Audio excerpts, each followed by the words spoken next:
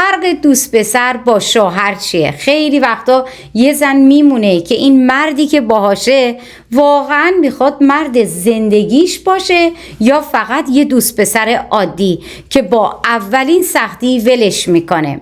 فرق این دوتا خیلی بیشتر از اونیه که فکر میکنی.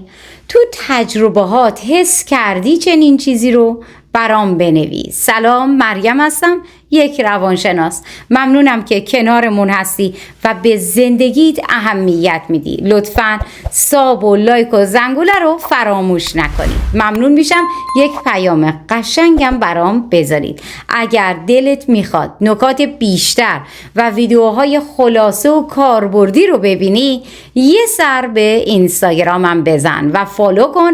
همتون رو دوست دارم. خیلی وقتا یه زن تو رابطه است، دل بسته است، ولی نمیفهمه با یک دوست پسر یا مرد زندگیش، چون شدت احساسات گولش زده و فکر میکنه ته رابطه حتما ازدواجه، در حالی که هر مردی که وارد زندگیت میشه لزوما قصدش ازدواج نیست، حتی اگر بگه هست. اولین فرق که باید بدونی اینه که دوست پسر بیشتر دنبال لذت لحظه‌ایه، ولی شوهر دنبال ساختن آینده است.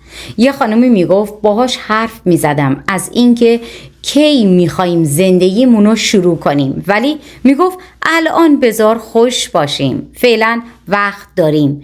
این دقیقاً نشونه یک رابطه سطحی بدون برنامه است. شوهر واقعی کسیه که وقتی از آینده حرف میزنی نمیخنده، جا نمیزنه، باهات مینشینه، برنامه ریزی میکنه. چون وقتی مردی واقعا تو رو برای زندگی بخواد، از فردا حرف میزنه، نه فقط از امشب. دومین فرق خیلی مهمه، اینه که دوست پسر موقع سختی میره کنار، ولی شوهر تو دل سختی ها کنارته. یه خانومی میگفت من با یه پسری بودم که وقتی مریض شده بودم رفت، رهام کرد. بعد فهمیدم که فقط روزای خوشی کنارم بود. خب ببین، وقتی کسی با توه فقط توی راحتی ها بدون که دوست پسرت هست، نه شوهرت. شوهر اون کسیه که وقتی دنیا بهت پشت میکنه اون میسه جلوی دنیا و میگه من هستم. دوست پسر فقط تا زمانی که خوشی و انرژی و راحتی هست پای است. سومین فرق که خیلی ها نادیده میگیرن اینه که دوست پسر ممکنه عاشقت باشه ولی شوهر مسئول هم هست. یه خانم جوان میگفت دوست پسرم میگفت دوست دارم، دیوونتم، اما حتی حاضر نبود یک بار بیاد با مامان و بابام حرف بزنه. هر بار یه بهونه‌ای داشت، میترسید از مسئولیت. عشق فقط کافیه برای شروع، نه برای ساختن یک زندگی. شوهر کسیه که از مسئولیت هم نمیترسه، یعنی پای همه چیز میسته. رابطه، خانواده، حرف مردم، کار، تعهد. کسی که فقط بلد دوست داشته باشه ولی هیچ جا حضور نداره هنوز فاز پسرونه است، نه مرد زندگی تو. قبل از ادامه ویدیو پلیلیست درک زن و مرد رو به شما معرفی میکنم. ویدیوهای خوبی گذاشتم، میتونید انتخاب کنید و ببینید. لینک رو در پایان ویدیو و همینطور در قسمت دیسکریپشن براتون گذاشتم، ببینید و نظرتون رو برام بنویسید. چهارمین فرق اینه که دوست پسر گاهی فقط دنبال اینه که دیده بشه، ولی شوهر دنبال اینه که تو دیده بشی. یه دختر میگفت همیشه عکسای دو نفرمون رو نمیذاشت، حتی نمیخواست کسی بفهمه ما با همیم، ولی خودش هی تو اینستا جس تنهایی میگرفت. ببین، وقتی یک مرد واقعا تو رو برای زندگی میخواد بهونت نمیکنه، نمیترسه از اینکه بگه با توه، اتفاقا بهت افتخار میکنه. دوست پسر ممکنه بخواد هنوز در روابط قبلی و بعدیشو باز بذاره، ولی شوهر راه رو برای همه میبنده که فقط تو بمونی. 5مین دلیل، دوست پسر ممکنه نقش بازی کنه ولی شوهر خود واقعیش رو نشون میده. خانومی میگفت یه مدت با پسری بودم که هی نقاب داشت، یه روز مهربون یه روز سرد.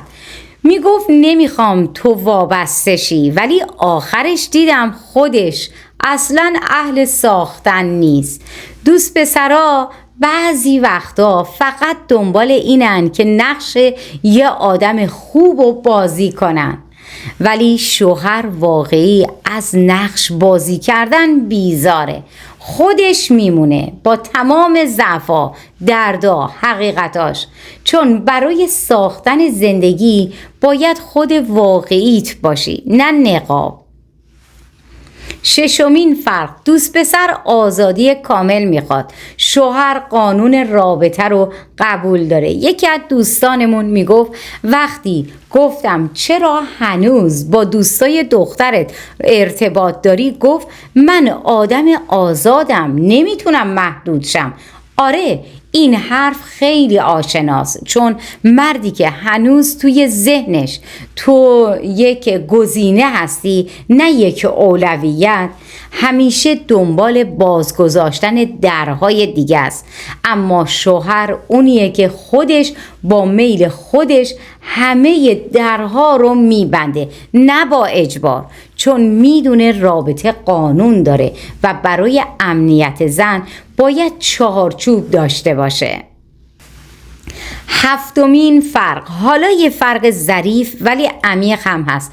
دوست پسر معمولاً وقت نمیذاره که تو رو کامل بشناسه، ولی شوهر میخواد روح تو هم درک کنه. یه خانمی میگفت اون فقط میپرسید امروز خوش گذشت، ولی هیچ وقت نپرسید چی اذیتم میکنه، از چی میترسم، چه آرزویی دارم. شوهر بودن یعنی آدمی که عمیقاً کنجکاوه درباره دنیای درون تو، نه فقط بدن تو میخواد، نه فقط وقت تو میخواد، بفهمه دردت رو، خاطراتت رو، سبک فکر کردنت رو. دوست پسر فقط دنبال سطح، شوهر دنبال ریشه هاست. 8مین فرق، دوست پسر راحت میره ولی شوهر برای موندن میجنگه. یه خانمی تو مشاوره میگفت وقتی دعوامون شد حتی حرف نزد، فقط رفت. بعدش پیام داد به نظرم بهتره جدا بشیم. ببین وقتی یه مردی به راحتی از رابطه میره، این یعنی هیچ وقت نمیخواسته بمونه. شوهر کسیه که برای موندن، برای درست کردن، برای حل کردن تلاش میکنه، جا نمیزنه، نمیذاره همه چی با یه بحث تموم بشه، چون پای چیزی بیشتر از احساسات لحظه‌ای وسطه. 9مین فرق، یه فرق مهم دیگه است، پذیرش خانواده. دوست پسر ممکنه باهات خوب باشه ولی با خانوادت مثل غریبه ها برخورد میکنه. شوهر اونیه که به خانوادت احترام میذاره، چون میدونه تو بدون اونا کامل نیستی. یه خانم میگفت هر وقت میگفتم بریم خونه مامانم طوری رفتار میکرد که حس میکردم داره لطف میکنه. اما مردی که الان شوهرمه خودش پیشنهاد میده بریم خونه مامانت و یه سری بزنیم، حتی اگر من حوصله نداشته باشم. حالا یه جمع‌بندی خودمونی از دل این حرفا توی این دنیای شلوغ پر از رابطه‌های سطحی و آدمایی که فقط خودشونو میخوان پیدا بکنن داشته باشیم. یه شوهر واقعی مثل پیدا کردن یه تیکه طلا وسط شنزار میمونه، ولی تا وقتی فرقشون با دوست پسر رو نفهمی ممکنه 1000 بار طلا رو بندازی دور و با سنگ سرگرم شی. حواست به دلت باشه، به آینده، به ارزشت که باید به خودت و کسی که وارد زندگیت میشه بذاری. اگه این ویدیو برات مفید بود سابسکرایب و زنگوله رو بزن تا ویدیوی بعدی رو هم ببینی. حتما برام کامنت بذار، تجربتو بگو تا حالا دوست پسر داشتی که فکر کردی شوهرت میشه یا شوهرت واقعا مرد زندگیت هست؟ یک پیام قشنگ برام بنویس که بخونم و کیف کنم. برای نکات بیشتر و ویدیوهای کوتاه و جذاب یه سری به اینستاگرامم بزن و اونجا هم منو فالو کن.